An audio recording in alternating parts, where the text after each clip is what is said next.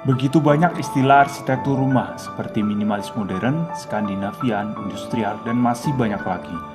Istilah ini seringkali kita baca atau dengar di media massa. Tujuannya agar dapat memperoleh kesan rumah atau bangunan yang dirancang dengan gaya baru, modern, dan memiliki selera kekinian. Berikut adalah beberapa gaya yang ada di arsitektur.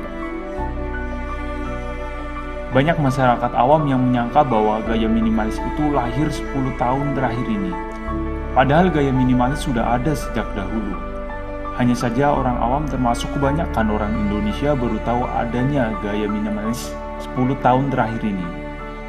Ciri khas rumah minimalis adalah menggunakan dak beton mengikuti bentuk dasar, polos, atau tanpa ornamen, dan menggunakan dua kombinasi material. Dapat kita simpulkan bahwa inti dari gaya minimalis adalah kesederhanaan, flat, monokrom, membuang bagian yang tak perlu.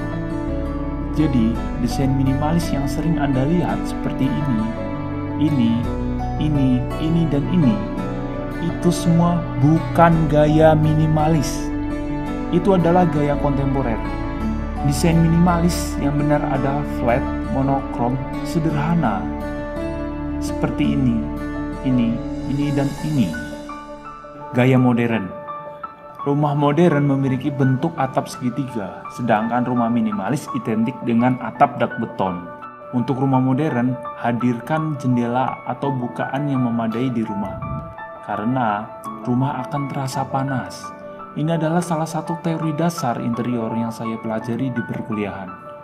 Jadi, jika teman-teman ingin membuat rumah yang terasa adem, usahakan menghindari bukaan jendela di bagian barat. Yang ketiga adalah arsitektur gaya klasik. Arsitektur klasik memberikan kesan yang anggun dan mewah. Ciri khas arsitektur klasik yaitu pemakaian pilar, ornamen, dan profil-profil. Yang keempat adalah rumah kontemporer. Definisi kata kontemporer adalah masa kini atau masa sekarang. Jadi rumah dengan desain kontemporer tentu akan berubah dari masa ke masa.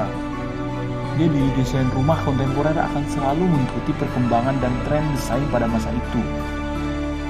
Penggunaan bahan-bahan alami, menghadirkan tanaman hias, dan memadukan bangunan dengan lingkungan alami adalah ciri khas dari rumah kontemporer. Yang kelima adalah arsitektur gaya Skandinavian. Desain Skandinavian atau Skandinavia masih menjadi pilihan gaya dalam mendandani interior rumah sampai saat ini. Gaya Skandinavia yang terkenal dengan suasana serba putih dan memiliki furnitur kayu berwarna terang, luas, dan bersih membuat gaya interior ala Skandinavia ini digemari terutama oleh keluarga-keluarga muda. Yang keenam adalah rumah bergaya industrial. Sama seperti namanya, gaya industrial terinspirasi dari sebuah industri atau pabrik.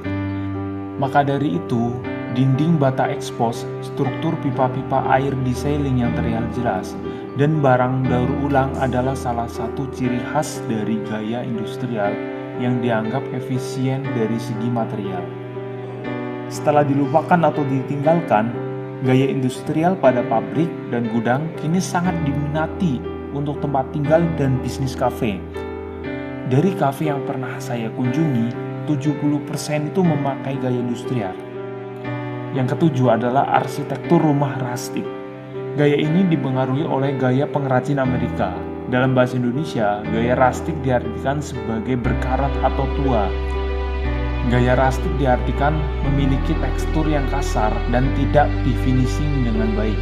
Maksudnya adalah penataan desain rumah dan interior yang lebih menitik beratkan pada kesan alamiah. Material dinding dibiarkan seperti aslinya, atau lampu gantung berkarat merupakan ciri khas dari gaya rustic.